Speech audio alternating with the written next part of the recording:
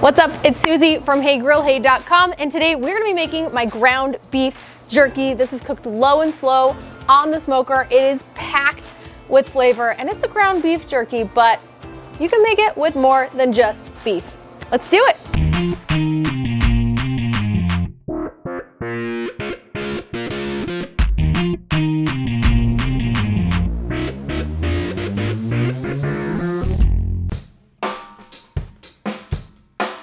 All right, my ground beef jerky recipe starts with 2 pounds of lean ground beef, and we really want lean meat when we're making jerky because it gives us the best chew, the best final outcome. It helps us remove the most amount of moisture while our jerky is dehydrating.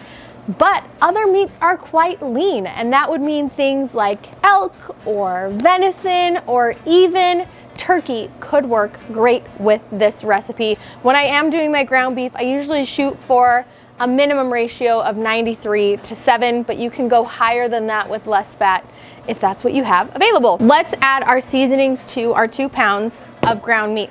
We're gonna start with 2 tablespoons of soy sauce. Now, when I'm making these recipes to test them, I use like real measuring spoons. It's very precise.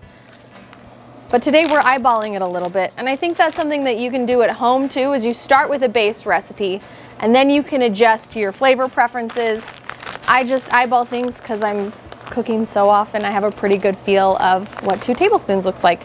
2 tablespoons also of brown sugar. My recipe on the website calls for light brown sugar. I only had dark brown sugar in my pantry, and guess what? It'll work just the same. There's just a little bit more of a molasses flavor to a dark brown sugar. It's a little bit more bitter, but I'm okay with it. I'm also gonna add a whopping 2 tablespoons of Worcestershire sauce. This is a bold amount of Worcestershire sauce, but I think it plays really well in this recipe. It lends a great umami flavor that when you bite it, your lips like smack a little bit. It's tangy, it's rich, it's absolutely delicious. So don't be scared of the Worcestershire sauce. Okay, the recipe also calls for 2 teaspoons of kosher salt, 2 teaspoons of black pepper, 2 teaspoons of onion powder, 2 teaspoons of garlic powder, and a teaspoon of coriander. But guess what? Beef rub has all of that in it. So I'm just gonna use my beef seasoning and shake just a little over 3 tablespoons into our seasoning blend here. But if you don't have beef rub, number 1, buy some because you can support one of your favorite online pitmasters. But additionally, you can, follow the recipe that's in the recipe card on the website. Optional, if you like a little bit of heat in your jerky. Yes. Todd says yes. You can add a teaspoon of red pepper flakes. Come on, Todd. Todd wants red pepper flakes, so Todd gets to add the red pepper flakes. Can you eyeball a teaspoon? Wait. Oh, you're taking it very literally. Okay. Sure. Oh, a little more. Todd likes it spicy. All right, once you got everything in there, glove up and make sure it's all evenly combined and your seasonings are distributed well throughout your meat. Our jerky has been mixed beautifully. We're ready to make it into strips so that it smokes evenly, gets that great smoke flavor all around, and there are 2 ways I'm gonna show you how to do this. The first is with a jerky cannon. Now this is an additional purchase. I'll give you guys a link in the video description if you wanna check one out and get one for yourself. You simply fill up the cylinder with your meat of choice, and then the extruder helps you press it out into thin, beautiful, evenly sized strips. And it goes pretty quick. All right, so it took me a couple tries because I'm technically deficient, but my jerky cannon is loaded. We're gonna squeeze our jerky mixture out onto these flat cooling racks. I use these all of the time on my smoker because it allows me to transfer a lot of things on and off the smoker without having to move them individually. We don't want this to stick. So we're gonna spray it with a little bit of cooking oil so that our jerky comes off nice and easily when it's done. Another great thing about these racks is they give you full access to smoke from below and up above. This is kind of fun.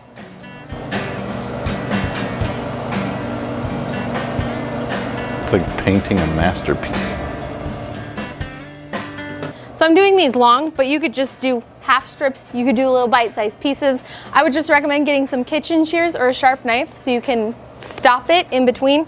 Right now I'm just stopping it by wiping it on the end of my cooling rack situation, and that's what's breaking it.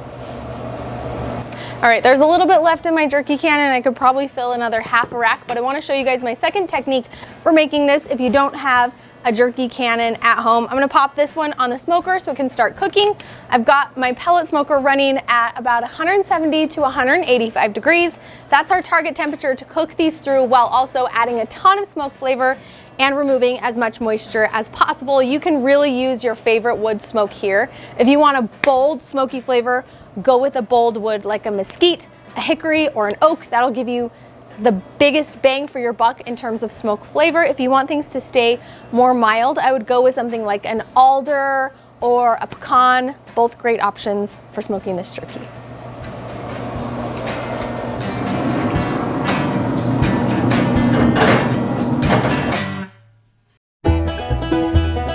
No fancy extruder, common household kitchen items to the rescue. You're gonna need a baking sheet, a rolling pin, and some parchment paper, and then you're also gonna need a knife or a pizza cutter and another one of those flat cooling racks. I'm gonna tear off a piece of parchment paper, lay it flat on the bottom of my cookie sheet, like so.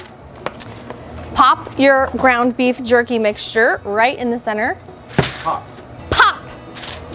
Like that. And then top with another piece of parchment paper. Top. Top, pop and top. And you can spread this out with your hands to start. We're looking for an even distribution of the meat across the bottom of the cookie sheet. I would say you want about 1/8 of an inch thick, similar to the thickness that we have with our jerky extruder. You can use your rolling pin here to really evenly distribute the meat in a flat manner in between these two sheets of parchment paper.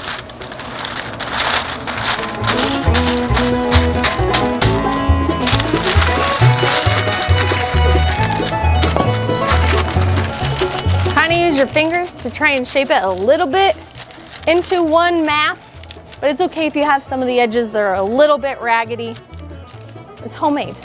Homemade's great. It can be a little bit rough around the edges. All right, I'm happy with that. Like I said, not perfect edges, but I think it's totally fine. Now you're gonna use a knife or, like I said, a rolling pizza cutter works great for this, and we're actually just gonna cut our flat mass of rolled out ground beef jerky mix into strips. And you can slice these as thick or as thin as you like here. I usually shoot for about 1 inch to 1.5 inches. Again, they're probably not gonna be perfect. Those ones on the end are tiny.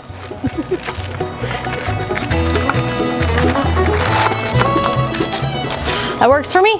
Now we pull off the top layer of our parchment paper. And you can see all of the lines and divots that we cut into our jerky. I'm actually gonna go over them one more time.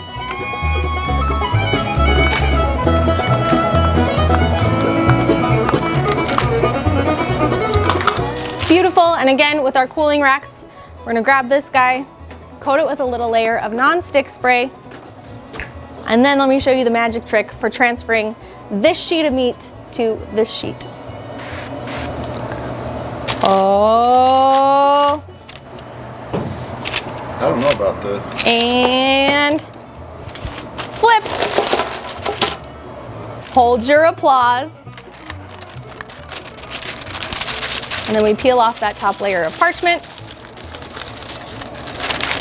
And I'm okay if these right now are kind of stuck together, because as it smokes, they'll start to separate. And when it's done cooking, you can actually just break them off into individual pieces. It works great. You get a really similar shape, a really even thickness, and you don't have to have, you know, a specialty piece of equipment. These are going on the smoker with the other ones.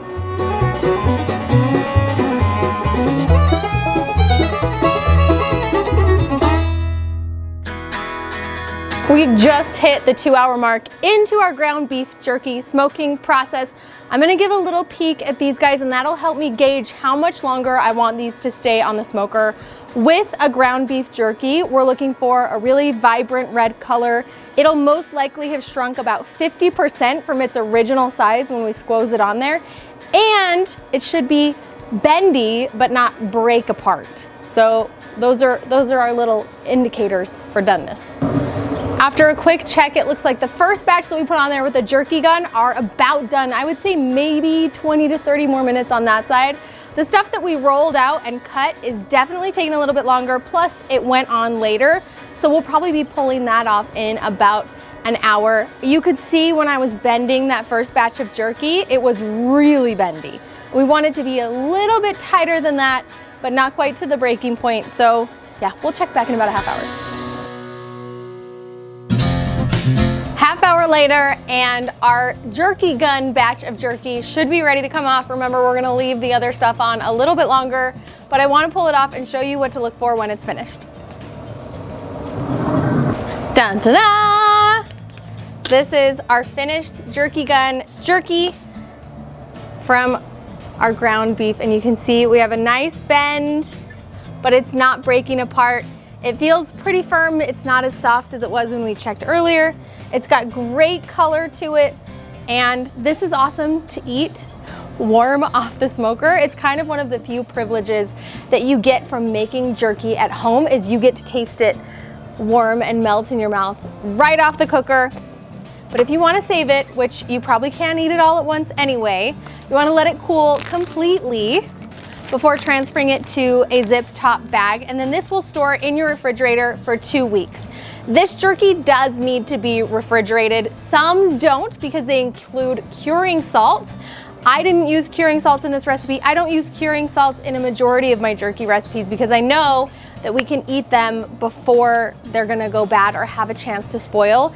And the smoking and dehydrating that happens really does help extend the life of this jerky. You're gonna get 2 weeks out of this in the refrigerator versus 3 to 5 days if it was just ground beef in your refrigerator. So there are some preservative qualities to it, even without the curing salts. So that's why we skip them at home. But if you want to add a curing salt to yours, you would add that during the mix phase. Look up a curing calculator online to make sure that you're getting the right ratio for the amount of meat that you have. Okay, now that I covered it, I can eat some. Seriously, look at this. It's so tender. Every bite of this ground beef jerky is just gonna melt in your mouth. It's savory from the beef seasoning and the Worcestershire. You get a little kiss of the soy sauce. And just that hint of brown sugar is enough to really balance it all out so it's not an overly savory jerky bite. This is delicious. What about my red pepper flakes? I mean, you probably could have put in a little bit more, Todd. Noted. It could be a little spicier. Yeah. Oh my gosh, this stuff is amazing. You gotta try this. Do you know who's gonna love this when they get home from school? Our kids. Our kids love homemade jerky. Okay, come try some, Todd. Make backyard barbecue hero. Oh yeah. Make jerky. Better barbecue. Feed the people you love. Like I feed Todd and my kids friends. And become a backyard barbecue hero. As always, the recipe is available at HeyGrillHey.com or on the Hey Grill Hey app. You can easily download to your device, Apple, or what's the other one? Android.